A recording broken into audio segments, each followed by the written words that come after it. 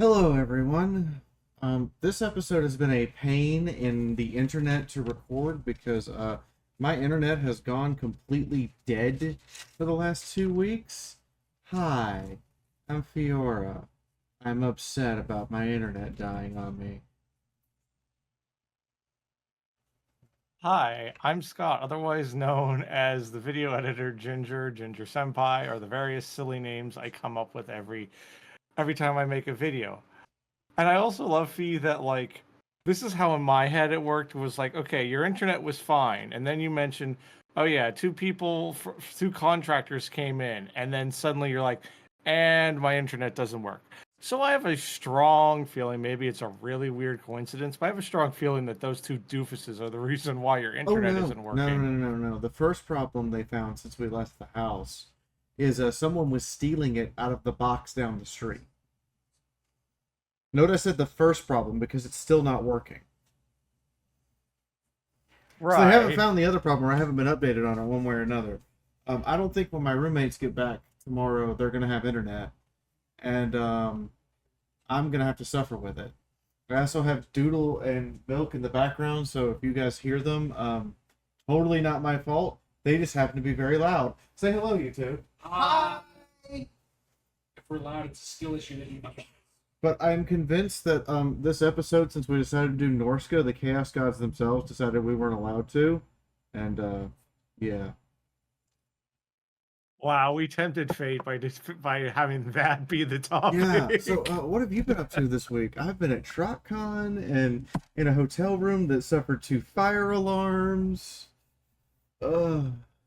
Well, yeah, we can kind of do the weekend since the last podcast recording. So I'll start with not well today, as we're recording this today is Sunday, but last Sunday. So basically, for those who don't know, when I'm not doing video editing and not doing live sound, I also am a videographer for my local church. And the pastor starts by mentioning something because when I went to go park there was normally a place I park like right next to the church, and then I walk in and I can go up to where I need to go.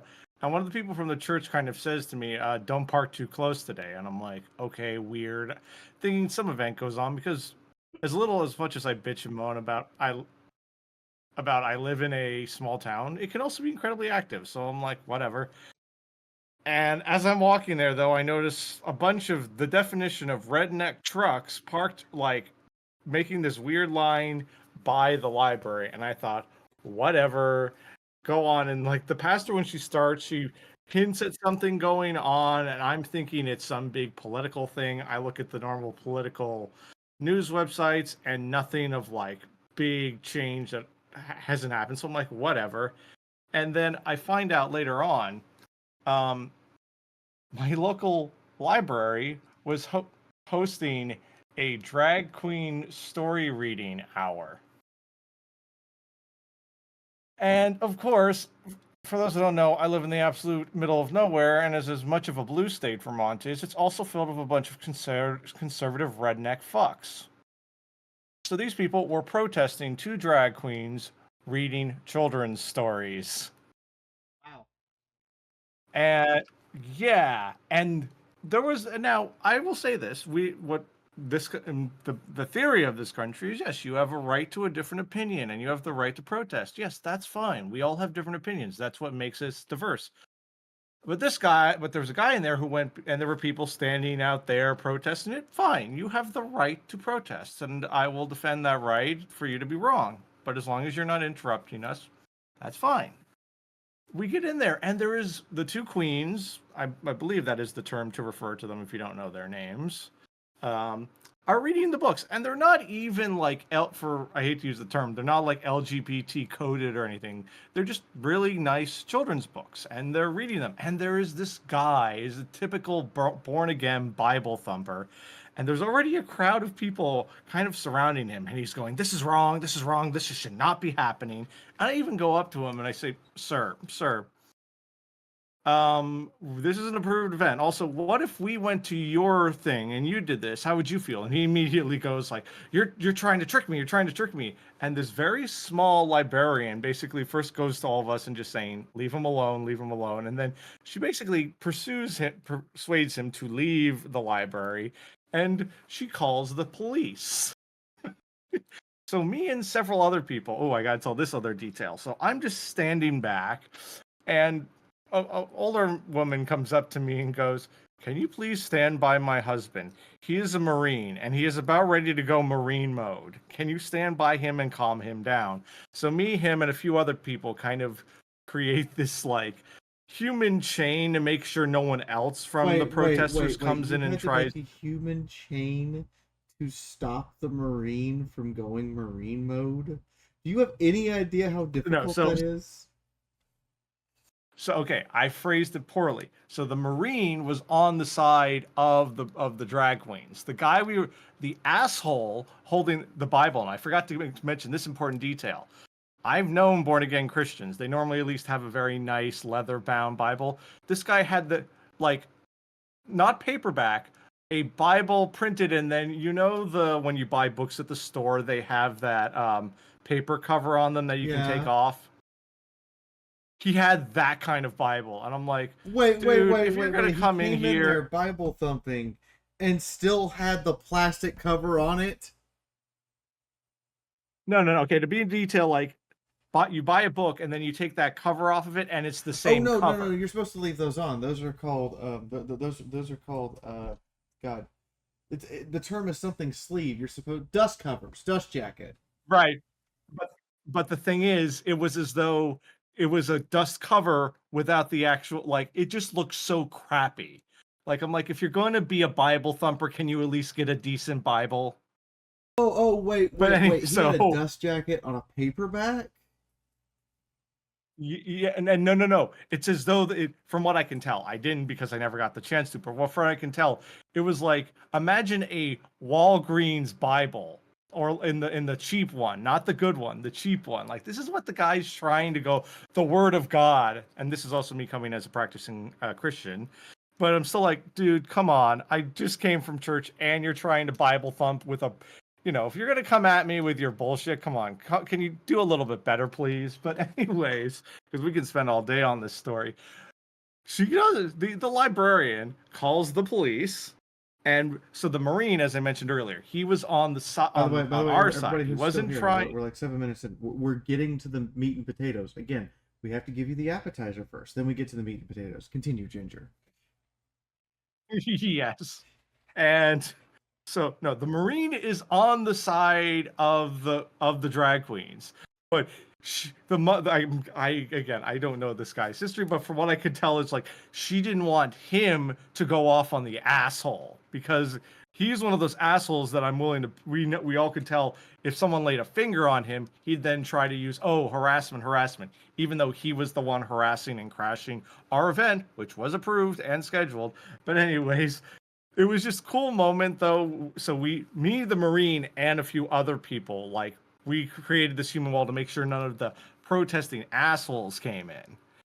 And then at some point, one police officer came, and what was hilarious is at the end, after the children's story is done, they start dispersing, and we kind of do the military thing, because it was hilarious. I'm like, wow, I'm cutting out so many details because it will take so long. You can basically tell it's like, wow, these people aren't planning, like, to do it right. So we all kind of planned, it's like, okay, we'll have people go out multiple exits, because this library had multiple ways to get in and out.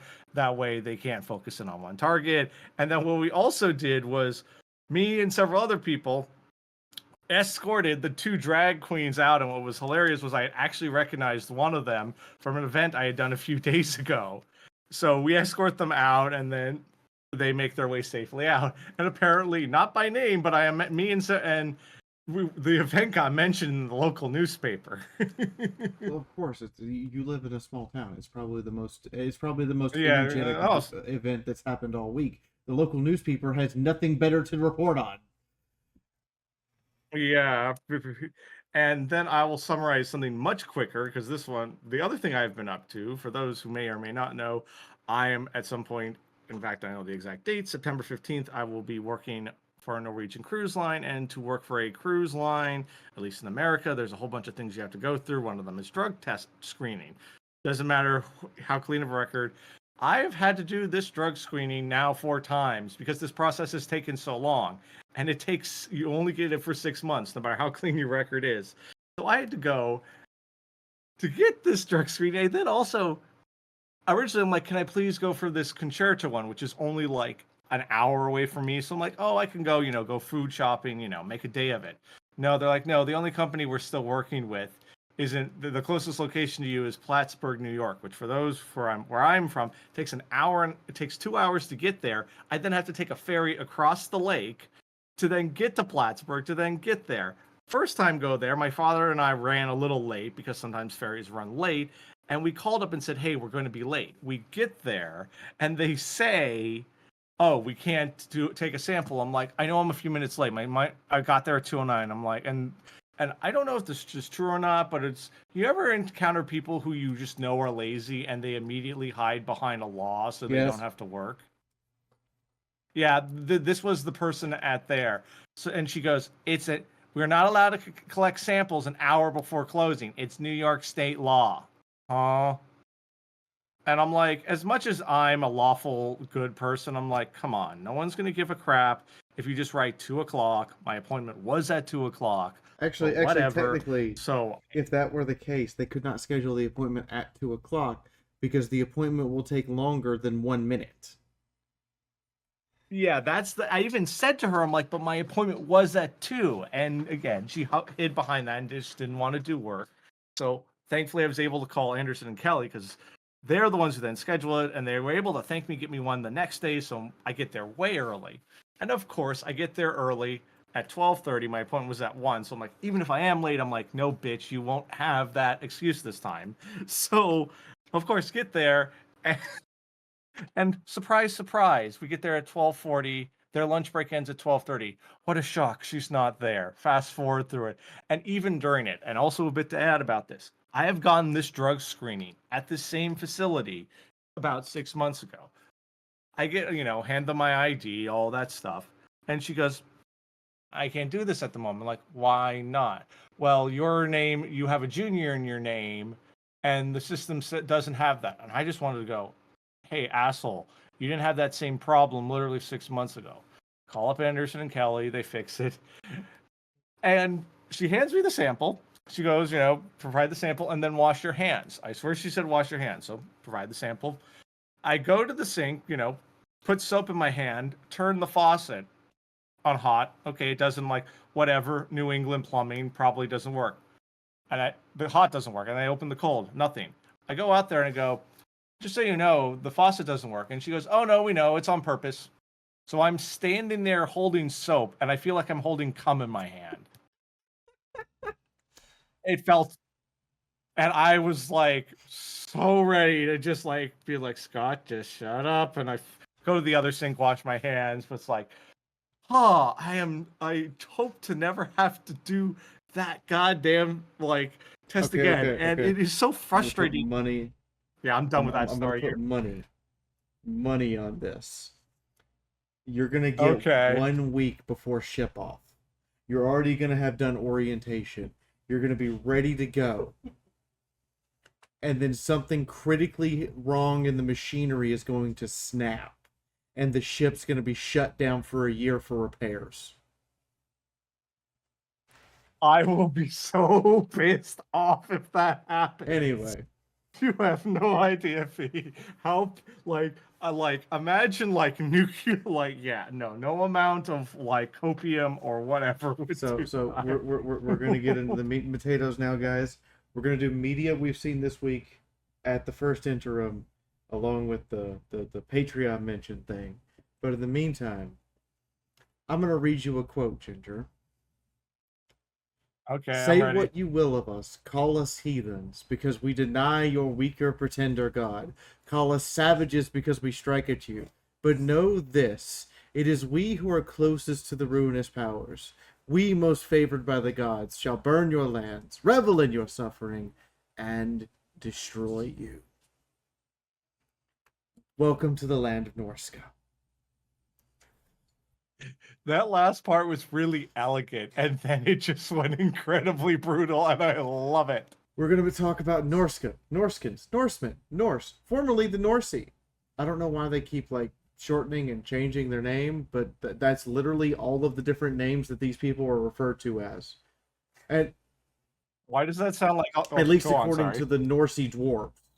Not the Norska dwarves. They're two different kinds of dwarf, apparently. Now, is it like slightly different color dwarf, or is it like Norska is one and Norsk is a The totally only different? difference Like, how I much can of a difference are tell we talking? is that the Norsey dwarves are brunettes and the Norska dwarves are blondes. Yeah, exactly. Slightly just change the hue and character. Yeah, it's not creator. even like that big a difference. It's like dirty blonde versus light brunette, and I'm like, what? But you're like you like treat each other like you're almost entirely different species, but you're just from two different holds. But according to Norska dwarves, not to be confused with Norsemen or Norskans, but a certain chronicle believes that at one point, before the founding of the empire, before Sigmar, remember the guy with the hammer that I described last time? So before him, Yeah, Warhammer Jesus. before Yeah, Hammer before him. Jesus showed So up, this is okay. Pre-Hammer Norska Jesus. had more people who lived in it than the empire has now. Jesus, people got And it it on. was. Now I want you to imagine the terrain of this place. It is never above freezing to the point you can farm. So you can never farm because it's too cold. The land itself cracks with volcanic activity that boils up over villages and towns, and there's no cities in Norska. It's only villages and towns because you can't build a permanent settlement because the ground itself might have a chaotic shift and turn into jagged obsidian spikes. So just quick pause because I can't. One of the details you gave me in world building is you can't farm. Then I'm guessing, is this a hunter-gatherer society? They eat a lot of meat, and cannibalism is on the menu. Okay, no, just wanted again. Sometimes with how world works. All right, cool. If you were weak, you were food, or you're a prize trophy. So, further, the dwarves firmly believe that the areas of the empire known as Nornland, and the nation of Kislev, and the area of the empire known as Ostland, were all founded by tribes that used to be Norskans. And honestly, that makes sense. Because Nordland and Ostland could be described as, Viking light, complete with the longboats. Wait, Viking light. Okay, is this like corporate Vikings, or is just like Viking? It's like the joke. Robin Williams says the joke about Episcopalian, which I am, is it's Catholic light. Same religion, half the guilt. Is it the same it's energy? Definitely corporate Vikings. It's definitely corporate Vikings. They got fiefdoms. They started farming, but by God, they will turn around and raid you because it was funny. Not for the actual loot. They're not interested in the actual loot. They're just doing it because it was funny. The definition, if it's not about the money, it's about sending a message. In this case, it's not about the loot. It's about so I can have story time with my children and tell them how I took it to the Norskans that one time, and that's how we got the deer mounted on the wall that looks kind of like a guy.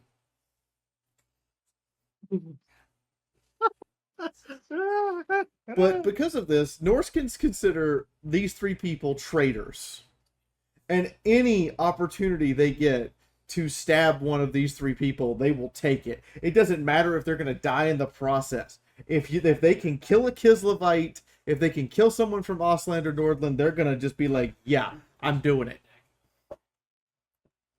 Why does Warhammer feel like a world where there's no alliances? There's just, I hate you more than that person, Okay. so I'm hating, Okay. I'm fighting You're you reminding me now. to say that Warhammer is kind of like this. I hate you, you hate me, we're a bunch of enemies, with a stab here and a stab there, won't you stab me too today?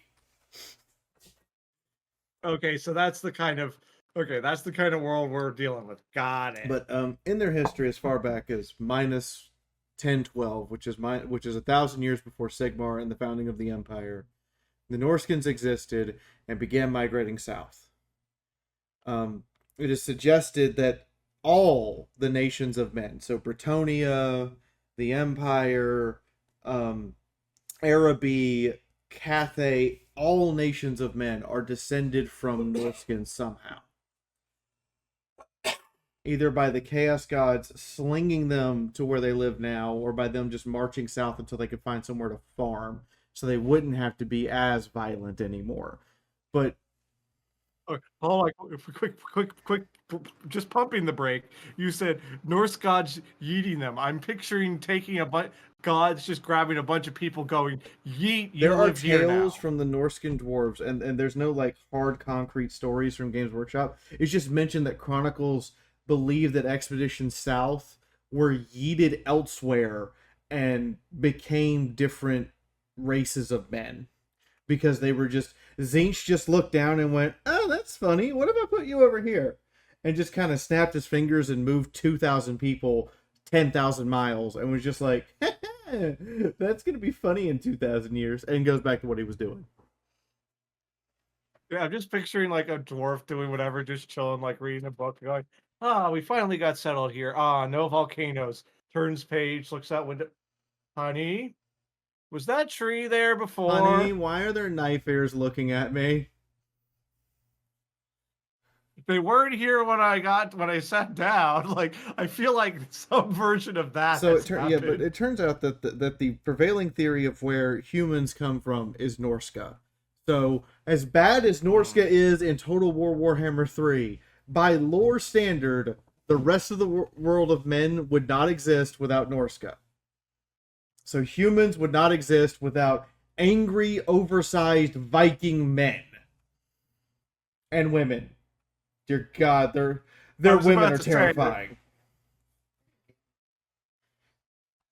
Like terrifying, I have like scared boner, or just terrifying nightmares, or both. I'm going to tell you about. I'm going to, before we move into the next segment, I'm going to tell you about somebody from Norska. So, her name is Valkia. Okay. And she was a Norse Valkia. Her name is Valkia. Valkia the Bloody, also known as the Gore Queen, also known as the Bringer of Glory, the Blooded Shield Maiden of the Blood God. There's two bloods in that title. Because you just got to make sure she's a demon princess from Norska who ran around killing anyone who disagreed with her, or who didn't decide that she was worth following and wanted to try to take her army away. Legions of men followed her. And she gets to the Chaos Wastes, and a Slaanesh demon decides, you know what, Valkia, you'd be better off lying at my feet worshipping my dick. That's not even like me exaggerating or taking it out of context. That is verbatim the offer. And in a fit of absolute rage, she stabbed him for 4 days straight.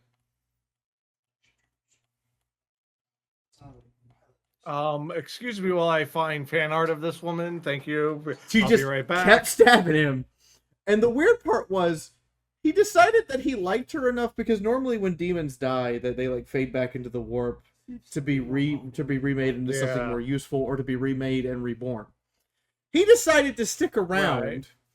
So she took his head, skinned it, embedded it into her shield, and now her shield has a crazed Slaanesh demon that's just here for the shits and giggles as its faceplate.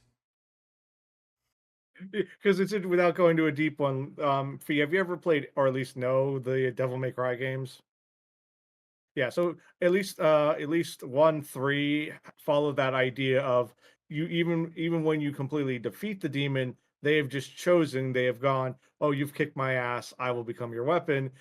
This is a similar version of that, and I just find that so for our comment cool. section, it's actually a demon prince, which is the closest thing you can ever come to being a chaos god. You just happen to be under a chaos god. It's a demon prince of Slaanesh named Losifax, who is just embedded in her shield because he's there for the shits and giggles.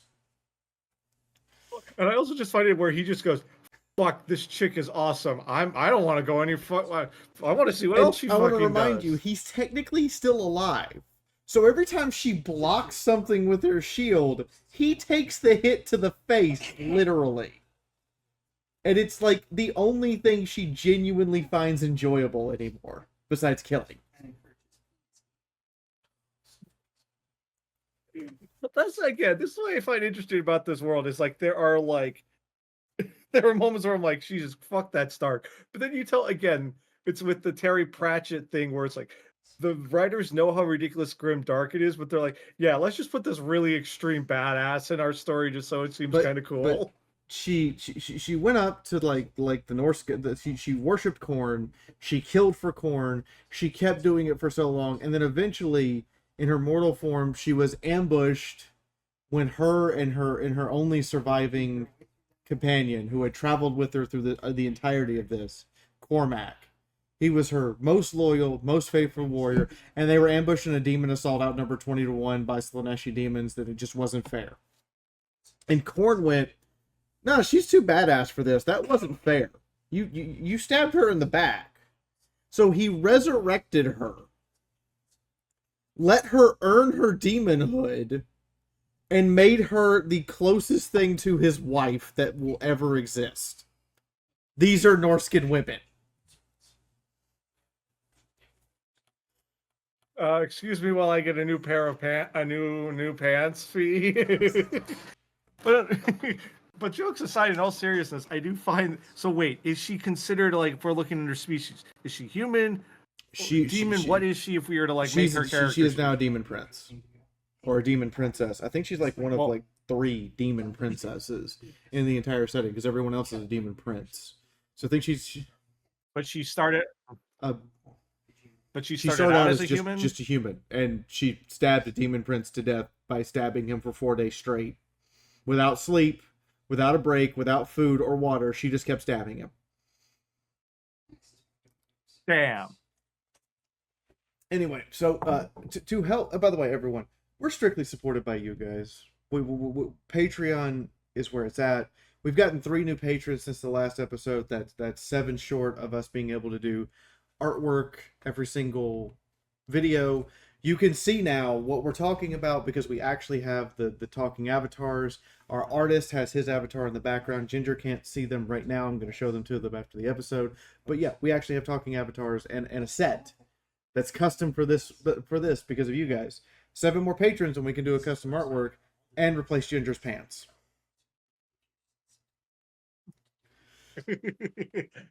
Though while on the topic, this is still related to this world, and I won't.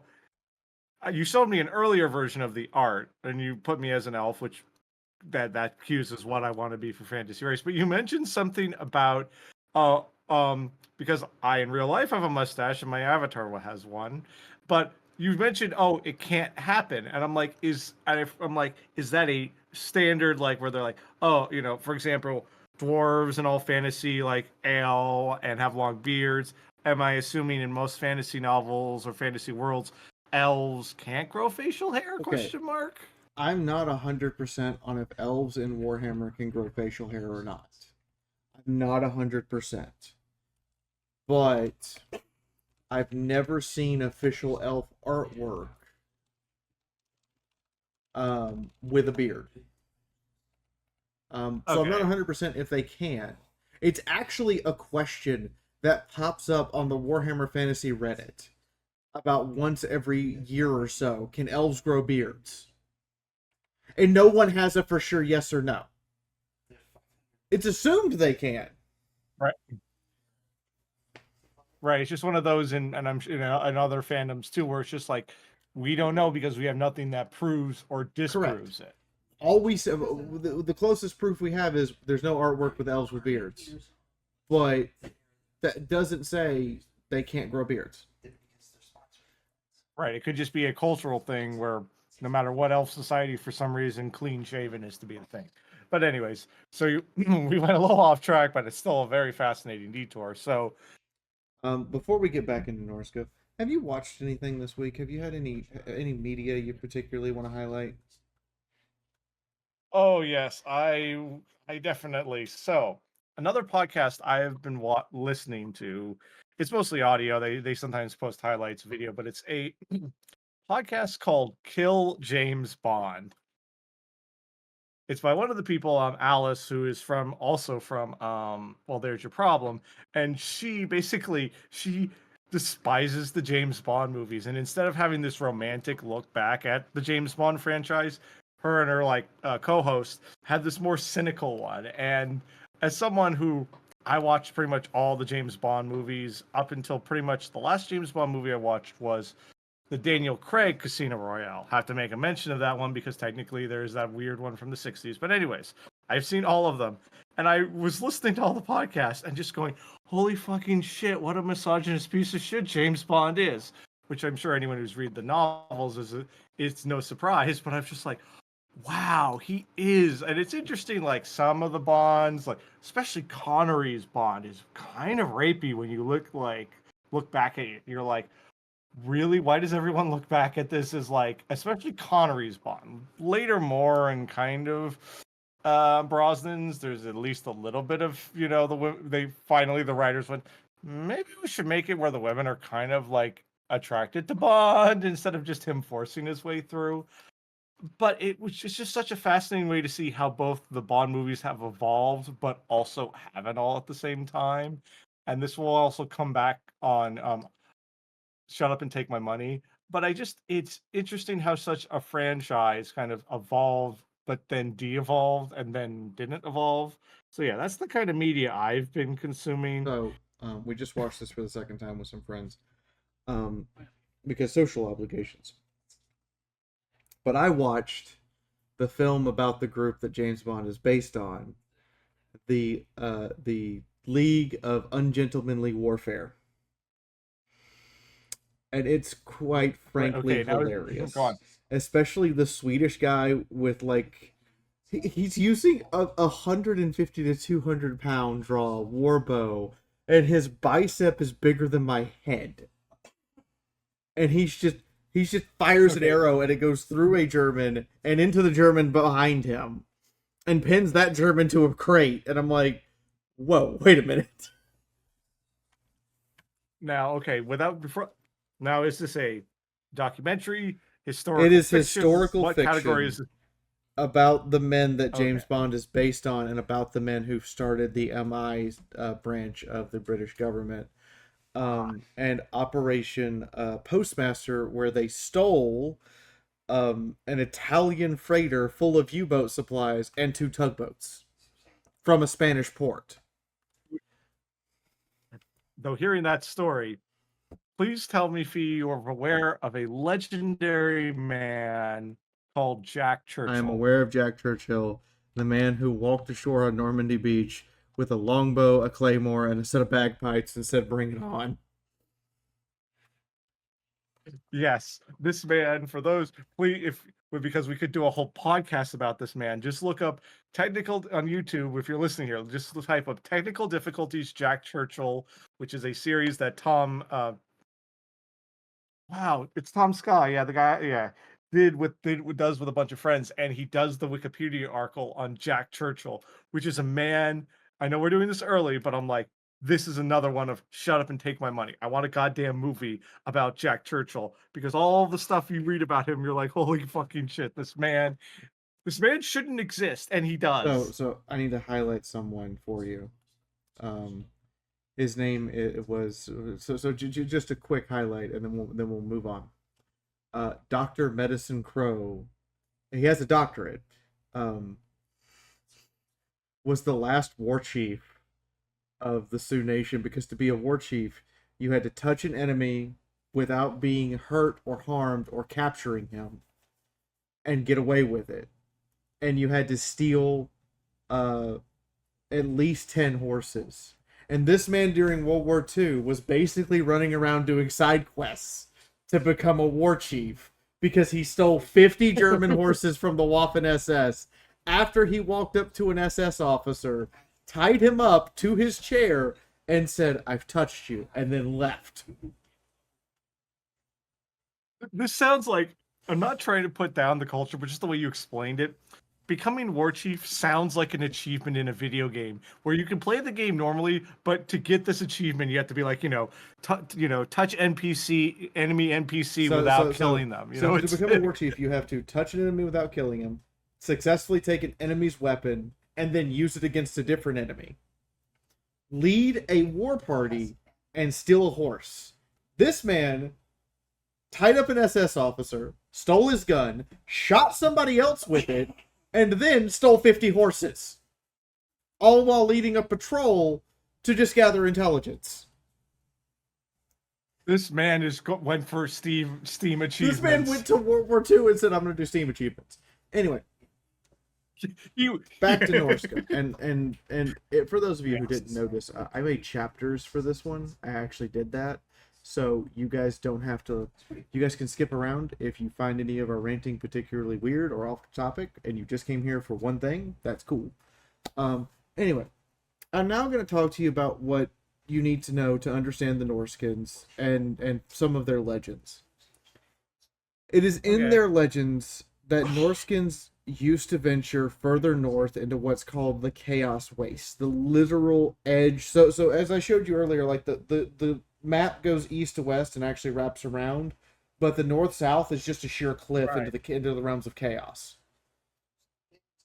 Used to, Norscan champions would march into the realms of chaos and have to survive the realms of chaos to get blessings from their dark gods, and would come back with massive, heavily enchanted armor, wielding weapons as big as a man, to lead other Norskins to raid south.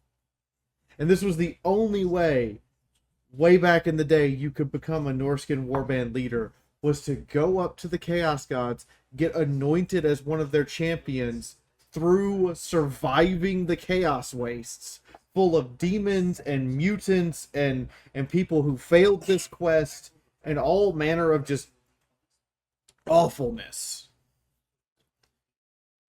I'm right. And just to confirm, to make sure I'm still having the right chaos. So you are dealing with chaos that, unless you are a dwarf, you are dealing with shit, or like, I think you mentioned there was another one that no, it wasn't dwarf. Sorry. I was thinking of something different.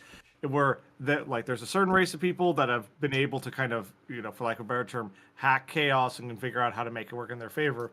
But if, as a bare bones human, chaos can be anything. Yes, you could go up there and just start rapidly mutating into a chaos spawn. You could go up there and become decrepit and old and debilitated just from the mutations. You could get ambushed by a demon and immediately just killed. You could have a demon pick you up, play with you, and drive you insane just for laughs. This used to be how they would have their champions chosen, is you have to go survive that and then come back, and you are now a man in Norska society. You're either a man or you die going crazy. Yeah, you're either a man or chaos eats you. Wait, and hold on, wait a second. Maybe I'm getting facts mixed up. Didn't you say this also society has a higher percentage than just the Empire does? Yeah, they just, there was a point where they had more people than the Empire by like a long shot. Okay. Does it explain, without going into detail, or does it just say everybody's fucking all the time? It doesn't explain how they had more people than the Empire. What it does explain is they lost some of those people because the tribes moved south and went, we can farm and we don't have to worship dark gods anymore. Oh, okay. And then Sigmar came along and was just like, yeah, I'm going to carve this thing out. Okay. Yeah, so you go to the Chaos Realms. If you survive and don't go crazy, you get big. It's also weapons. the Norskins' fault that Kislev and most human cities that are not in Norska have walls. A man named High King Cormac Bloodaxe was so successful at raiding south until he ran into walls. Wait, what word are you saying? Walls? Yeah, like we're gonna build a wall to keep the Norskins out. Okay. Because the Norskins and they don't have advanced technology or engineers or people who know how to make siege engines. I was about to say they don't have siege warfare. The demons of chaos literally had to invent a demonic cannon to fire the souls of sacrificed people. I know it's not, but the name Chaos Cannon gives me major goddamn what's the stupid meme race? Right ones go Orcs? faster. Yeah, that I'm sorry, Chaos Canyon sounds like an So orc the invention. Demons of Chaos invented demonic chaos cannons that turn people's souls that are sacrificed to it into ammunition and fire it as explosive hellfire. And that's how they started breaking through walls. Well, guess what humans did in response? Build They bigger invented black walls? powder. Oh, here we So go. then you Let's had go. literal artillery duels between demon engines and good old-fashioned black powder cannon. And then they started building bigger walls out of stone. They called the dwarves and had them build walls, and there's a meme story about that. Oh, I can see already how you can make a meme story out of it. Mine immediately goes, I'm looking through the yellow pages going, okay, dwarves constructors. All right, I'm and they saving call them dwarves up. for a little bit, but just to tell the kind of meme story that I'm talking about here. Taberland once had to pay the dwarves 15,000 gold to build an impenetrable fortress to keep the vampires of Sylvania out. The dwarves got home and counted the gold and came up to 14,999 gold and 22 brass pennies. What do you think they did? They put it in their book. What was it when they put something in that book that they... The Book of Grudges? Is it a grievance? There's a book, yeah, but they put it in the Book of Grudges? They put it in the Book of Grudges as a grand grudge, immediately mustered every dwarf they could, marched on the fortress they just built, and burned it to the ground over 2 brass pennies. I'm sorry, my headcanon is that dwarves speak like old Jews, and you can't. It's prove literally me wrong. called the Grudge of 2 cents. No, I know, but again, the more you tell me about dwarves, the more they just sound like about Jews. They won't let you forget a wrong they've done, and no matter how small it is, they won't let you forget it. You know, I guess. I mean, I don't have that opinion, but I understand it. And so they got all the walls built, and still the Norskins were coming down raiding.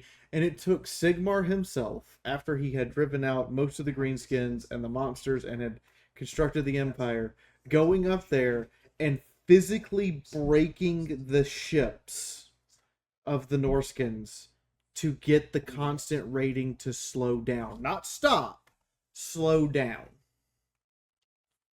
Jesus. Now, I know it's just a quick bit. The short 1 gold piece. Was that them intentionally trying to do that, or is that just an accounting It is error? believed Or do we that not the know? 2 brass pennies fell off the cart on the way home and no one noticed. So Sigmar had to go up there and fight this man, Cormac the Blood Axe, and didn't kill him, just drove him back. It would be a later emperor who would finally kill the champion of Khorne, Cormac Blood Axe, and lay him to rest. He was ultimately defeated by the first emperor, who was the successor of Sigmar. And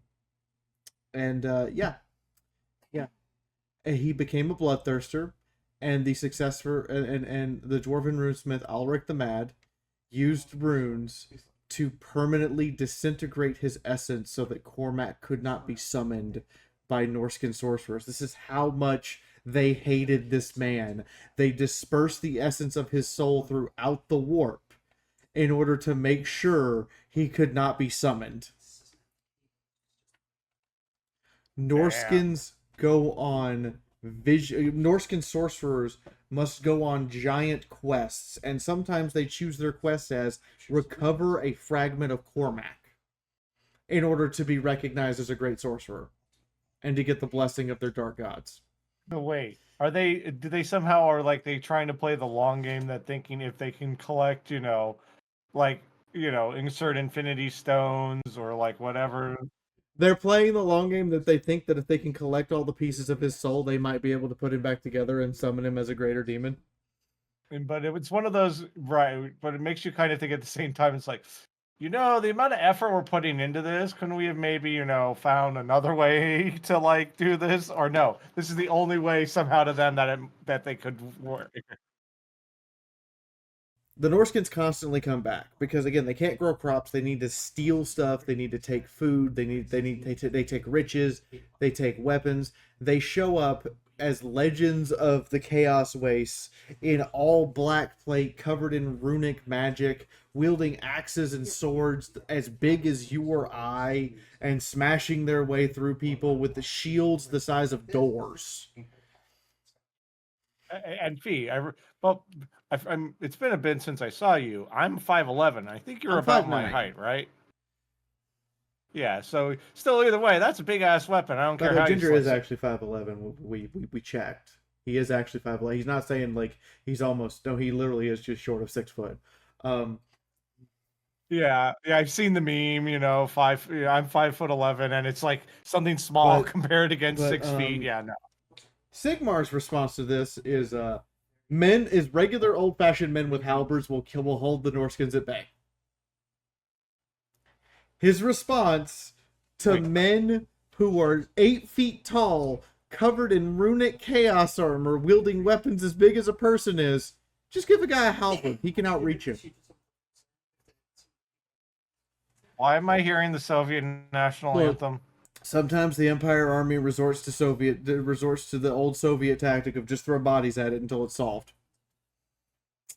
Now, I'm going to talk more specifically about the place they live and some of the things they have to live with, and then we're going to get into fake sponsors, okay? Okay, and to confirm for on the map, which is it for argument's sake, where in our world It's where Sweden, Norway parts of Finland, and Iceland and England got moved up there with it too, and it's called Albion. It's okay, all so that gotcha. section. Go on. So it's always below freezing, like I said. It's always below 0 Celsius, if not colder. It can get as cold as minus 30 degrees Celsius, which for our American friends is about negative 20. As someone who lives where it gets that cold sometimes. The weather is utterly unpredictable. It can go from sunny to death blizzard and back to sunny over the course of the same hour of the day. So just another normal day in Vermont. You can't grow food here. The land, not only does the weather conditions not allow for it, but the land itself, the soil, literally consumes the plants. I'm not trying to dig too deep into this, but it just seems like, how can people then how can there be any kind of sustainable society? And the reason why the land does that is there's been so much death and killing in Norska that the land itself has been corrupted to consume organic matter that is just left there. So that's where all the bodies go. That's why there's not like bodies everywhere, is because the land just eats them. Okay, that part at least makes a little bit of sense. But then that implies, again, without getting too, implies there was a period in its history where, in theory, you could grow stuff before all the death. In theory, you could grow stuff before all the death, and there was a point in history that might have been a theory. And also, in theory, there was a point in its history where it was so covered in bodies that you couldn't walk on the soil for stepping on a frozen corpse. Jagged spikes literally shift before your eyes and move around. Armies that have marched into Norska who were not prepared and understood how to survive in Norska would have their feet impaled and lose soldiers by these shifting chunks of obsidian that are so sharp they can penetrate plate armor. This is on top of the earthquakes, volcanic activity, rupturing of the tectonic plates to the point that the crust itself breaks open, leading to the realm of chaos, shifts, and then reinserts itself, creating a new mountain overnight. This is why all of the villages have to constantly move around. Why would anyone want to live here? I'd be like, see ya, fuckers. People live here, but not just people.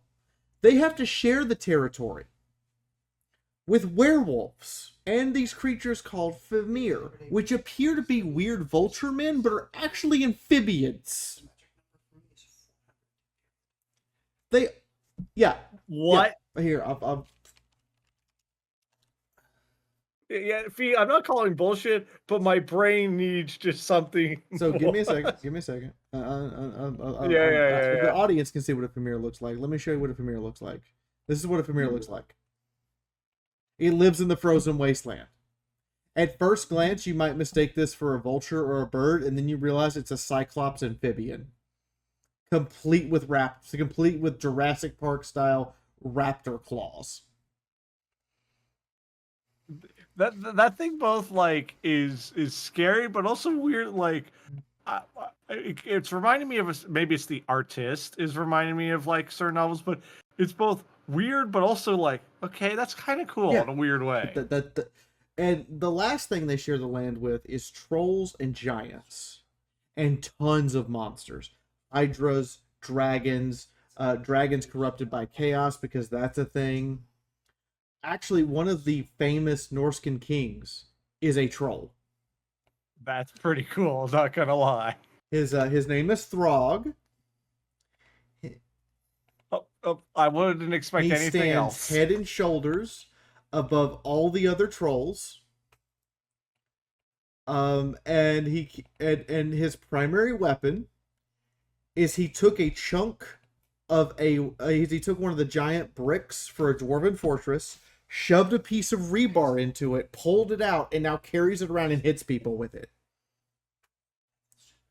Wait, so this is him on the screen right now? Those swords are not in swords and axes. Those are not in sheaths or anything. No, they're just stabbed into him.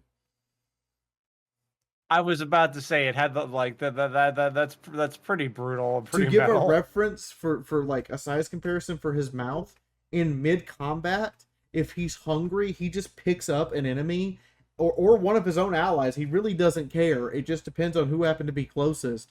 He'll just pick them up and bite them in half and swallow half a person. You're not you when you're hungry. You're not you when you're hungry.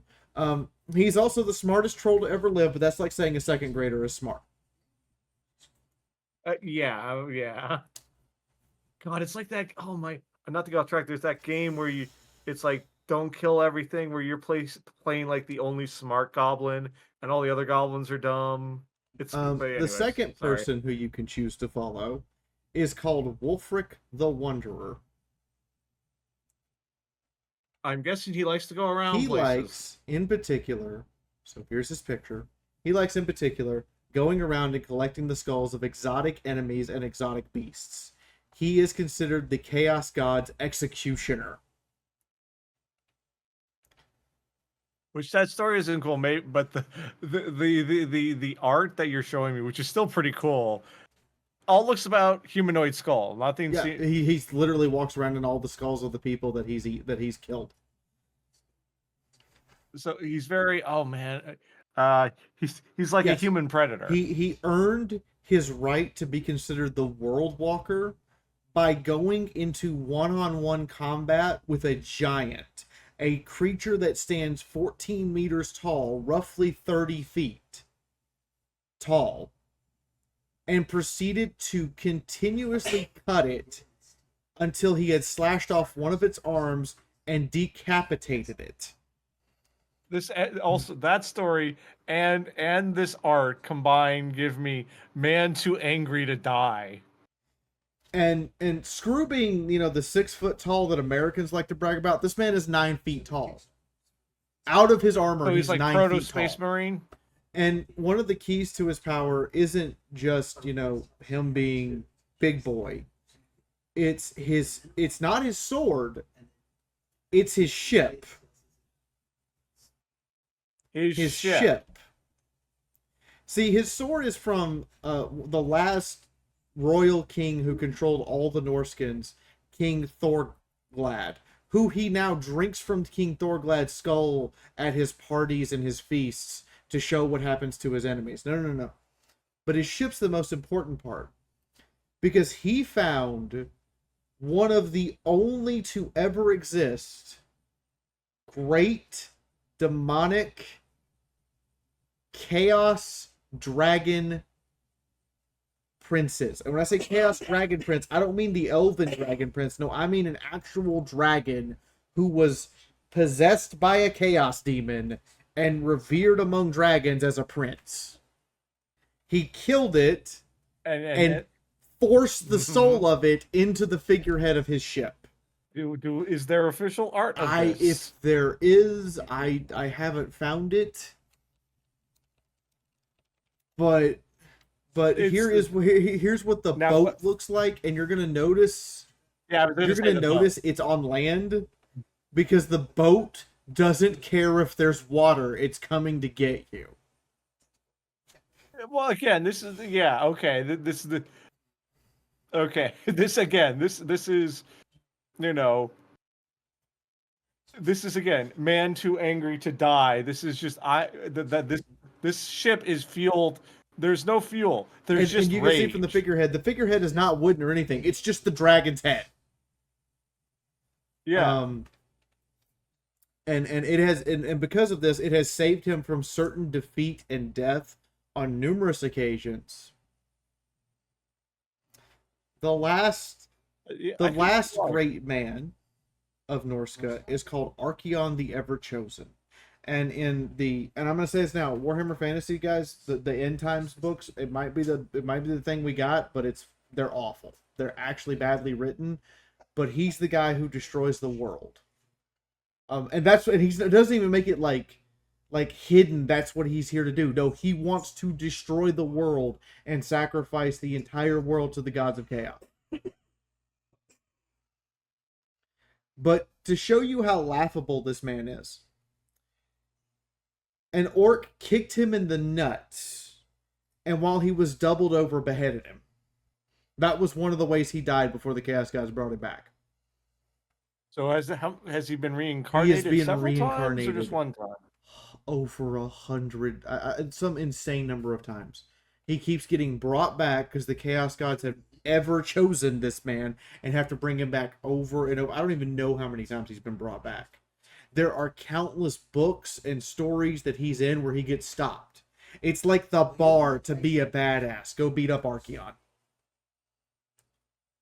So this is a guy who, at this point, doesn't need to fear death because he knows he's just going to get reincarnated. And, like, the orc that cut his head off looked at him and said, "These human gets kind of suck at fighting. I'm going to go find somebody who does it," and just left. He just went off and went into the World's Edge Mountains and went and found horrible things he could go fight that would fight back. And Archeon's backstory is like the edgiest thing you've ever heard. Well, again, I'm just basing it off of the art you've shown me. Yeah, this guy seems pretty fucking So I'm going to show you Archeon. And okay, am I getting people confused? No. The previous guy was was Ulfric. I'm talking about the last guy that you could follow. His name is Archeon. This is what this guy looks like. Now, is this the guy who's this been is the guy who's been reincarnated reincarnated hundreds of times. He's had his third eye open to look directly into the warp. This is the guy. Okay. Because I was like that previous. Okay. So this guy's been reincarnated. So this is the dude you told me. You literally got kicked in the nuts and beheaded, and then the gods went, "Nope, we need him still. Reincarnate him." And his backstory is like the edgiest thing you've ever heard. He looks like the previous guy was just rage and metal. This guy, this is what everyone who every try hard who has the Joker society. This is what they want to be. He was born a mortal. He killed his mother during his birth. He is a bastard rape-spawned child of a corrupted Sigmar priest. I don't like that combination of words, Fee. I don't either. But that's I'm just like, I have zero respect for this man. None. I have, yeah. As a male, I have no respect for this man. So I would want to kill this man, even though I know he's going to come back. I still want to kill him on principle. I mean, if I had to pick, I'd pick Wolfric, because at least then he's not gonna eat me, and I can respect him. Throg is like Throg is somehow the guy who's gonna randomly might eat me in the middle of combat is the one guy that's like, you know what, you're at least better than Archeon. Or at least the guy with all like the skulls. Even if he's going to kill you, you're like, well, at least people are going to see. It's one of those. If he kills me, he's then deemed me like He's actually, he's deemed me worth important. killing. Exactly. So it's like, well, I'm going to die, but at least that means exactly. So Archeon's sword has a star-craving mad greater demon. It's called the Kingslayer. It's literally just made to kill people who are kings and emperors. Well, he gets a buff to like the sword gets a +1 to kings. Apparently, he's burned the city of Prague and Kislev twice, but they've rebuilt it. It's called the Cursed City for a reason. Nice. A lot of the time, he wins by either dumb luck or by tiring his opponent out with the hordes of enemies that he throws at them. And even then, when I say a lot of the time, that's how he wins. Normally, that doesn't work, and he still loses. He doesn't adjust his tactics. He doesn't get any better at his job. He can lose countless times and learn nothing. So he's a government worker, basically.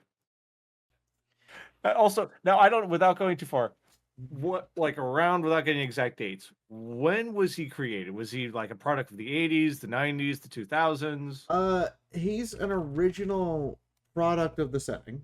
So he's probably created in the 80s when this came out. Okay, try without going too deep into it. I'm like, okay, yeah, this character fits in the 80s and the 80s, feminism, overtly evil bad guy born from evil causes.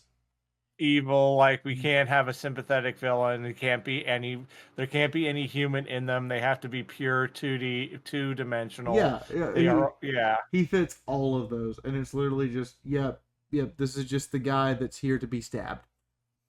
Yeah, he is the hero of our story. And he needs to make this. He has to defeat.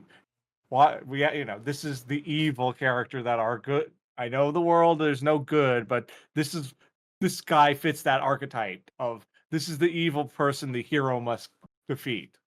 So anyway, now that we've talked about the possible leaders, we have another lead for all of you in the form of our potential sponsorships this week. Ginger, who's sponsoring you? All right, this week my sponsor, Fee. Do you have absolutely no sense of style? None whatsoever. Well, let me introduce you to my sponsor this week. I am being sponsored by Slop Style. Do you want to pay somebody to then pay someone else to then buy tacky clothes for you that look absolutely garbage, but they at least look ridiculous? Absolutely. This sounds like the most appealing thing in the world for me to wear on stage at a convention. Hi, TrotCon. We're recording from my hotel room. Well, that's Slop Style. Who's your sponsor this week, Fee? My sponsor this week is totally not Cancer Sticks. Are you tired of vapes with their it's probably not bad for you? And are you really especially tired of plain old cigarettes? Try our totally completely addictive not Cancer Sticks. Better than vapes somehow. Quick story about vapes. I got to tell this one because it's a con story. So I think it was BronyCon 2017 or 18. The years regardless. I had a bunch of roommates who I will not name, even though they were assholes, because one of them vaped, and so did the other one. I tried to go to sleep because it's the Thursday I arrived from con. I wake up, the room is filled with smoke. I'm still surprised the smoke alarm did not go off. But it is, and thankfully the other people who I was staying with, they had finally arrived, so I went over to there. But I was going back on the main stage at BronyCon, and they were still puffing vapes, and I'm like, you do know that's still smoking? They're like, there's no rules against it. Of course, next year in big bold letters it says no smoking, including vapes, and it's like all the assholes. Like, Yeah. now if I have this Sophie's choice, I would prefer not to be around cigarettes. Period. But if I have the choice, well, I only can choose. You have to be around a cigarette smoker or a vape. I'd rather be around vape because it at least like smells a little bit better. Because Jesus Christ, cigarettes reek. Oh, yeah, I have to take my car to be the car that was given to me by a friend while I'm still here in the States to be detailed because the person who owned it previously was a smoker. I've owned, like, I once had like a microphone that was owned by someone who smokes, and I don't like even, and this, it's been years and it still has that scent. Ugh. So now I'm going to tell you some tales from Norska, and then we're going to get to your questions, and then we're gonna do shut up and take my money. So, Tales from Norska. Basically, the Empire has to constantly raise armies to repel the Norskans and then pursue them as far into Norska as they can to wipe out as many villages and towns as they can that created the war band that marched south. This is so frequent that Kislev, the entire nation of Kislev, just calls itself the barrier against the forces of chaos to the rest of the world. They have the city of Prague, which I told you was called the Cursed City. It has been besieged by Norskins and demons so often that literally the trade hub in the center of the city trades in magical artifacts and war materials as a massive booming economy. Do they like have a sign somewhere that says, it's been, there's the signs. It's like, there's been, zero, how many days since last incident? Is there a sign that says, it's been 5 days since last invasion? No, but they do have they're not called witch hunters, they're called something else, but they do have this Kislev witch hunters, where in order to become a independent witch hunter of Kislev, you must serve in the city of Prague for 2 years. And when I say serve for 2 years, most of them don't live long enough through those 2 years, getting rid of the various remnants of chaos and the chaos cults that spring up. Oh, so you said not only just like occurrences of chaos, you have to get rid of the actual people too. Yep. Norskins are so heavily mutated from their exposure to chaos. It's believed the entire species of Famir. Remember those bird-looking amphibian guys? It's believed their entire species was once human, and it's chaos mutated bogmen who have become this entire different species. I can see that. I can see that theory. That theory holds water. They have crocodile-like jaws in the shape of bird beaks. They're amphibians. They're cold-blooded and live in the coldest place in the world. I can't even make up how stupid this sounds as a race because it doesn't make any sense. Yeah, like this also, like some bits of like why we and this isn't just Warhammer. There's several like fantasy worlds where like why we keep harping on the how do people live if nothing can grow food? Like even with the pillaging, still how did you get food in the first place? This falls into this category of they didn't. This was a failed idea we had tossed around. Was like you doing a series of like how well baked is the science, and this is not even half baked. They didn't even put it in the goddamn oven. And now I'm bringing up the map to show you this. There's also the weird story of the Norskins versus the Sea Elves. Now remember, the Norskins live up here, way up here. And so what they did was they sailed down south, past the realm of the Empire, past Araby, and attacked the elves on their little horseshoe-shaped Atlantis island. Right. And the elves repulsed them and started chasing them. And this is the part where it gets weird. Instead of the Norskins turning around... Sophie, pause for a moment. I like the idea of not only did your invasion fail, we are now going to beat your ass somewhere else. Not only did your invasion fail, we're chasing your invasion fleet. With our own navy. Yeah. So instead of turning around and sailing back the way they came, they kept going. They ran into Lord Nautilus and his galleon's graveyard and had to fight literal zombie vampire pirates. Wait, hold. Okay, so quick to make sure because we laughed at the ridiculousness of this. So there's the two. There's the elves, and then the ones who were trying to invade the elves, right? There's the Norskans who tried to invade the elves, and the elves who are now chasing them, and now they have ran into vampire pirates who have crews of undead soldiers as their ship crews. Why does this sound like an episode of One Piece? It gets crazier. They broke through the vampire pirates, lost the elven pursuers, and landed here in the Straits of Fear next to the Sea of Serpents and invaded it successfully. These are people, by the way, who live in sub-zero temperatures.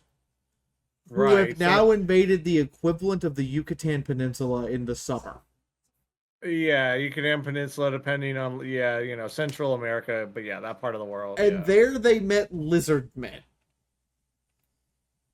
And for the last 250 years, the lizard men and the Norskans of Lustria have been at war. Now, okay, now this is where again, my brain will always be the logistics side. Was it? I'm assuming this naval, whatever the proper naval term is for all these ships. I'm assuming it was not an all male crew to be able to unless correct. There were legions of shield maidens and female warriors among them. Okay, then because when you said it was 200 years long, I'm like, okay, there had to be some mixing of the genders in order to be able to keep that going. And then they ran into, and what finally just like stopped the Norskans from being able to go any further and hemmed them in to stay on the peninsula, is they ran into the oldest race of known men, and they're actually not men. What are they? They are called the Amazons. They appear to be composed of entirely human women who reproduce. I'm quoting directly from Games Workshop. Here we go. They were created by the Old One God, Goddess Rig. This is just short. We're gonna do a full episode on the Amazons at some point. And they reproduce asexually by loving another of their kind, giving birth to an genetically identical female child of the Amazonian sisterhood. So not sure if progressive or not? Question mark. I don't know. I just know they're there. And let's just go with that there is this weird kind of like 6-way war for what is equivalent to our Yucatan Peninsula between the Amazons, the Norskans who are completely out of their element, the lizard men, the Skaven, the dark elves, and a rogue tomb king. This is a very kinky war. Yes. That's the tale of the Norskans who attempted to invade Ulthuan and kill the elves. So they failed at killing the elves and went, fuck it, let's go fight someone else. They failed at killing the elves, drove through the vampire pirates, landed on the shores of the lizard men, were finally stopped by a temporary alliance of Amazonians and lizard men, and now are in a 6-way eternal war between them, lizard man, Amazons, Skaven, a rogue tomb king, and he's his own video, and the dark elves.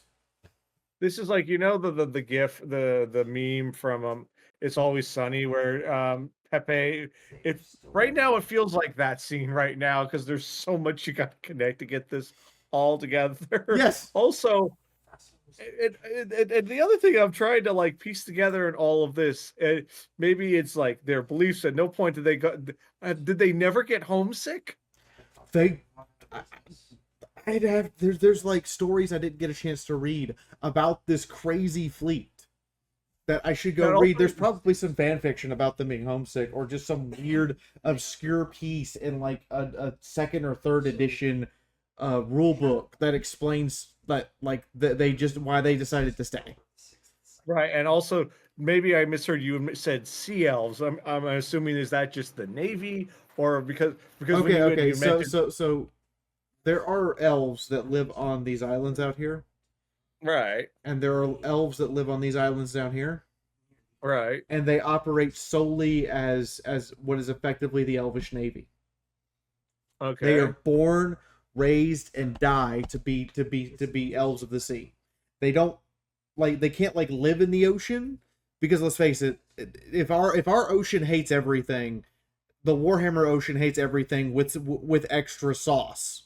yeah. So I'm assuming this is me taking guesses, and you can because I want to take a guess of what I've already assumed of this world that sea elves is more a term, not a species. They just, for argument's correct. sake, It's more a culture.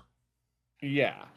And then the other Norskins, the Norskins actually have a preferred opponent. They prefer to fight Bretonnians because Bretonnians have an extreme aversion to technology and ranged weapons and will close in to fight in melee. The definition of get closer. I want to hit him with my sword. The problem with fighting these are the Bretonnians in all their insanity are like, yeah, I'll fight a 3 meter tall chaos spawn or giant chaos dragons that are the size of buildings. Oh, is that a mastodon that happens to have a party of crazed, drugged out spearmen on the back? Yep, I'm gonna close in there and stab that with my sword. Bretonnia's weird. Yeah. Warhammer is on some special drugs. Well, again, it's D&D on drugs. These are just kind of the general chaos war bands that went to the warm places of the world. Norska going, hey, we can go fight the French, and then forgetting that they have a lot of heavy cavalry. Entire armies of the Bretonnians. I'm not even joking. Entire armies are nothing but heavy cav. There's nothing else in it. There's no footmen. There's no siege engines. There's no crossbowmen. It's just heavy cav.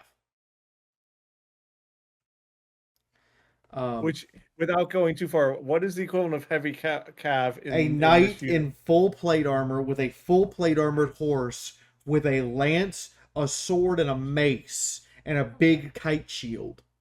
And then they also have specialty heavy cav. So they have questing knights. These are men who literally have all their possessions on their back, going around with all their possessions, fighting wars to go on a great quest for the Grail. They also have Pegasus Knights, who are men riding on Pegasi with giant two-handed flaming swords. Okay. I can't wait to get to this. This is, I'm going to be honest, this is another one of those topics I can't wait to dig more into. Remember when you asked if a guy was just walking by and the Bretonnian Lady of the Lake just yeeted a sword at him, hit him in the head, and he said he guessed I'm a knight now? That's the same place. Oh. Now, we're getting towards the end, but Ginger, you have a shut up and take my money time. What are you shutting me up and making me take your money for? All right. As I alluded to earlier,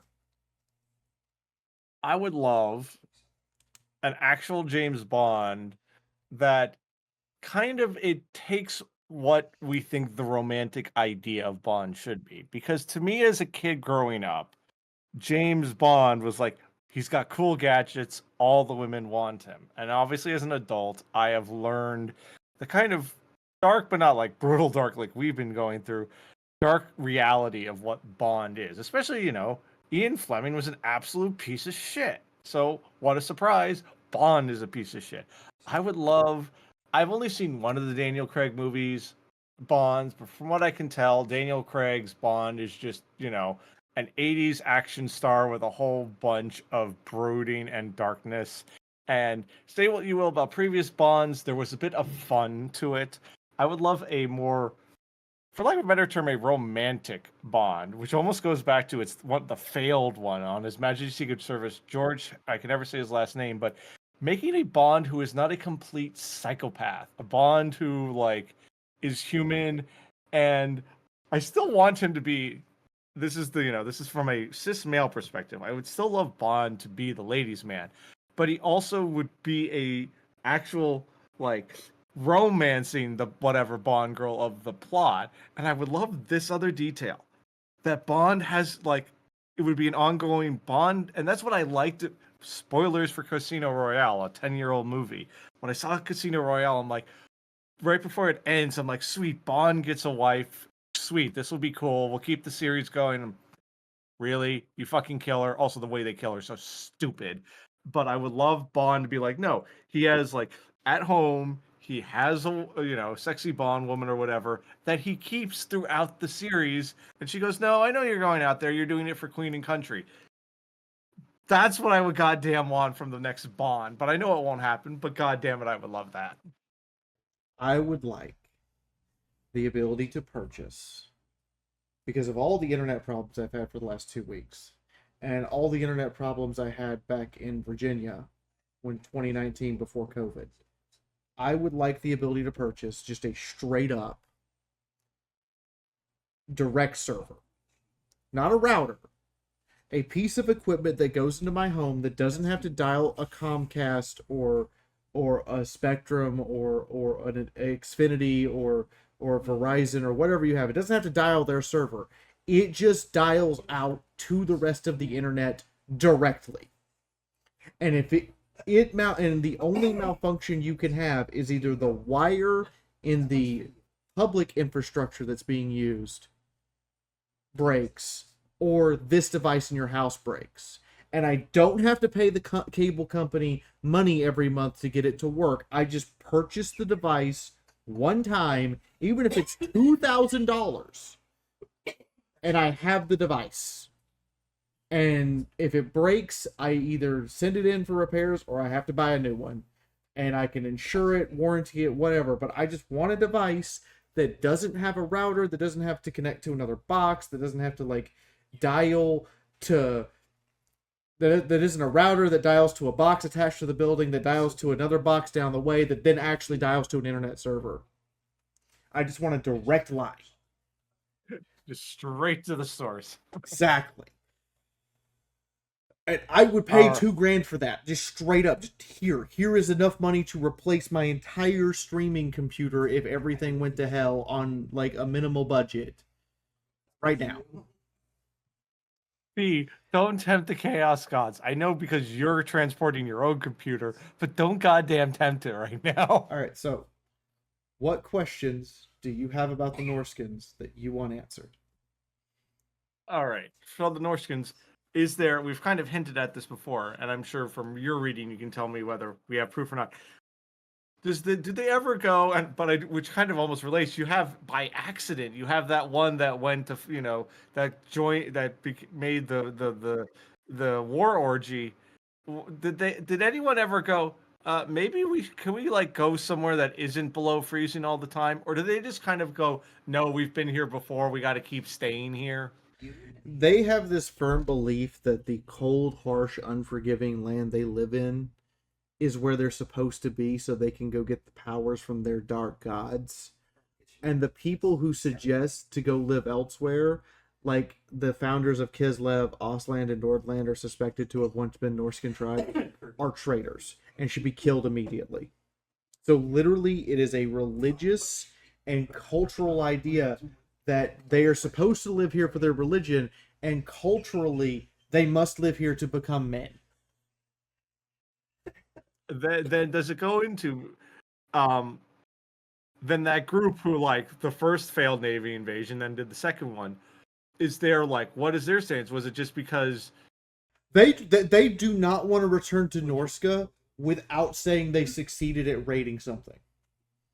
Right, but so it's still, so that group gets to be under the, even though it's 200 years later, they get to be under the loophole of, we're still actively invading, so we're technically not breaking the rules by being here. I think that's part of the core of it, but I'm not 100% on what the actual reasons for the initial quest, as well as for the actual like reason why they didn't just leave. I don't know the specifics there. What I do know is they came down, attacked the elves, got chased all across the ocean, and ended up in probably one of the most inhospitable lands for where they're adapted to living. Right, but what's interesting is this is I find it would be hilarious. This is me going a little off. Is that they go there and I know lore-wise isn't what happened, but this is the funny one where they go there and they're like, "Hey, man, it's so nice not being freezing cold every day. Let's just keep the war going here." And and I'm now picturing them. I know it's not, but now I have the image of them in like Hawaiian shirts and wearing sunscreen while raging war. So get ready for your rage moment here, because they still wear heavy warm hides and animal skins and winter clothing despite the fact it's 100 degrees outside to toughen themselves up. Okay, this reminds me, Fee. I forget which Mobile Suit Gundam it is, but it's the one where the guy starts in space, but then he gets transferred down to Earth, and Earth is in like this one is the equivalent of like South America, so it's like humid and muggy. So they go on a mission, and he's wearing his spacesuit, and then he realizes how stupid that is because his suit becomes like a puddle. Yeah, You, no, I you agree. know what? Yeah, this is that idea, but they're just so stubborn, and I'm just like, I'm guessing, I'm like, The dwarves would marvel at this level of stubbornness. yeah, this is incredible stubbornness, and I'm just imagining the reality of like someone in that group had to go, why? Can I just take off my coat? No, you must keep on your coat. But Do you have any other questions about Norska? well, so you said so. This is them in chaos. I'm assuming then, like, do they justify some of this behavior of just being because is it with the chaos? Is it like also a like distance effect where even if you're not in where the center of chaos is, by being near it, it still kind of affects you mentally? By being near it, it affects them mentally. It has some influence over them, but more importantly, it's easier for their up and coming men to go north into the chaos waste to become men. Further for them, it's the part of their ideas is that only through the blessings of the dark gods should they be allowed to continue to survive. So they view technology and technological improvement as weakness, kind of like the Amish, but Viking Raiders. I'm going to be honest here, Fee. Out of the ones we've talked about, these one interest me the least because it's stubborn in the most like annoying ways. Like the reason why at least the dwarves seem interesting to me, and I've quoted it before, is like they're high fantasy old Jewish men, but it's this there's a kind of hilarious to it, but there's a point to it. This is just stubborn to be stubborn. With the dwarves, with the book, there's like, okay, someone has wronged you, now you must right that wrong. This just seems again stubborn for stubborn's sake, which does not interest me. It is stubborn for stubborn's sake, and they suffered. Why should I suffered? Why shouldn't they? And our chaos gods demand this of us, and there's no turning off this path. And I want all of the blessings for myself one day, so I can have like a giant ruinous armor and super strength and be all big burly Superman. And I just died to a hillbilly who was trained to use a handgun yesterday. Yeah, so I'm going to be honest. I have very few questions because out of all the societies we've talked about, this one does the least for me. It's interesting in its history. I'm going to give it that. But for me, Yeah. I don't care to learn more about it. So I understand. And I went over them because they're intriguing on the surface and some of their stories Yeah. are really cool, but underneath all of that, it's like having the edge of the lake be 100 miles deep with the stories and legends and coolness of Norscan raiders, and then everything past that being an inch deep. Yeah, like again, you told me, how do we get Scott interested? The cool, warrior babe. That story is cool, but it's also when we dig into that, it's just a pure rage. She's not doing it for any like reason of I want to make the world a better place. It's just she's just like, I'm angry. I'm going to kill you because I'm angry. And Okay. the thing Korn ends up assigning her to do is like the Legends of Viking Valkyries. She goes around and finds wounded and dying Norskins and picks them up and carries them to Korn's feet so they can be reborn as his champions. Now, a small question, because this is where my brain goes. How do you spell corn in this scenario? Khorne.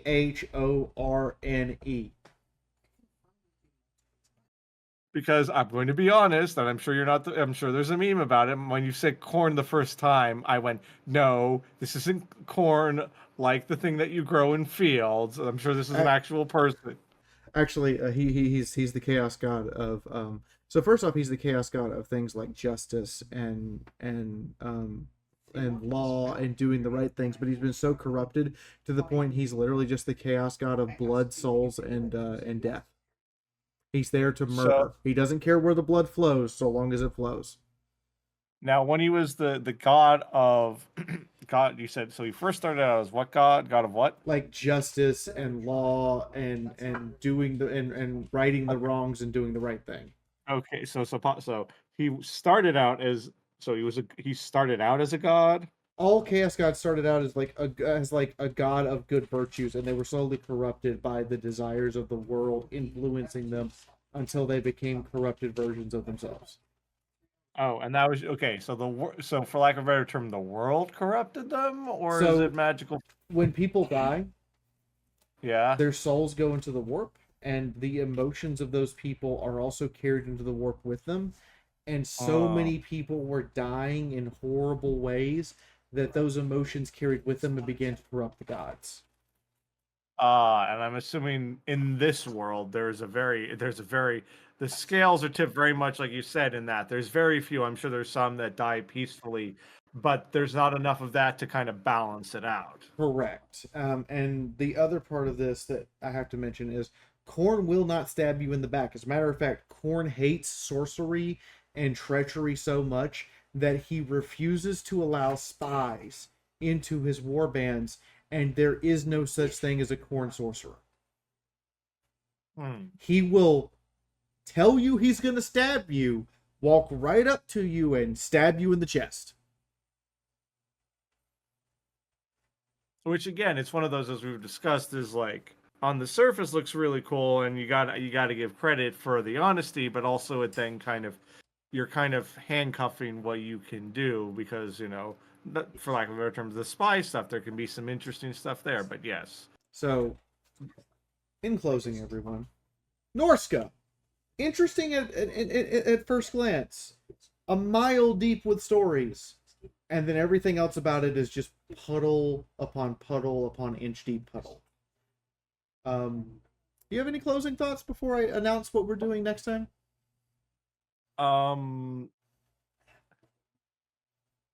Is there this isn't about chaos? And I'm willing to know the answer, but I figure I might as well ask. Has there been a chaos god that has stayed true to what they are, or is it pretty much anything with chaos guaranteed corruption that isn't dwarves? Okay. I'm going to emphasize this point because this is something we need to do later because this needs to be an entire deep dive. Everything we know of the warp in both Warhammer Fantasy, which is referred to as the Realm of Chaos, and in Warhammer 40k is the surface. It is the shoals of the shore of the warp. There are things within the realm of souls, within the realms of chaos, that the chaos gods are terrified of. Oh, okay. Now you piqued my interest back up. So we will talk about the deep warp in its own episode, because there are things in the deep warp that are so scary and terrifying that they were never meant for mortals to even be aware of, much less attempt to comprehend. Now, is this without going into it too much? Is this like nightmare fuel, or just like it scares the gods? This is the kind of nightmare fuel by which it is the thing Cthulhu runs away from. Well, okay, that's both terrifying but also incredible. It's like, the definition of you're watching a car accident, you're like, "Ooh, this isn't going to be bad," but I can't look away. Anyway, as I told Yeah. all of our lovely viewers, this podcast will be viewer driven. So, at the request of 2 viewers, our next episode is halflings.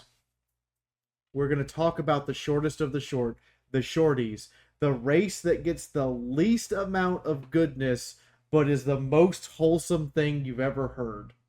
We're going to talk about the short ones. Oh, okay. This is okay. And so we get to talk about the smalls next We get time. to talk about the smalls, and I'm going to be announcing this as well. Lizardman is delayed a little bit, but that's because I have a special surprise for you, Ginger.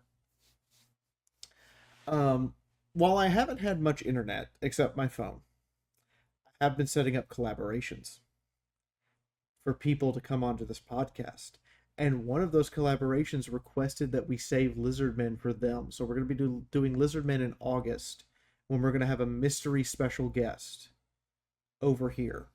And it's a person who has almost 20 times my subscriber count on my main channel. Cool. Only note, we'll off off podcast discuss it.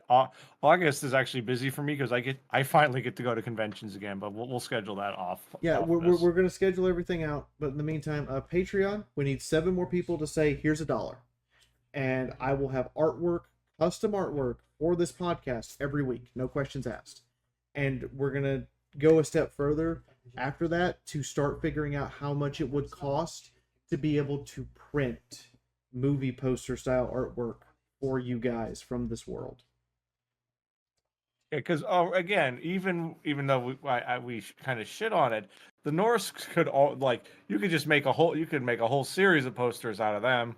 I really want to make some safe for work, borderline not safe for work, Norscan warrior women artwork. Shut up and take my money.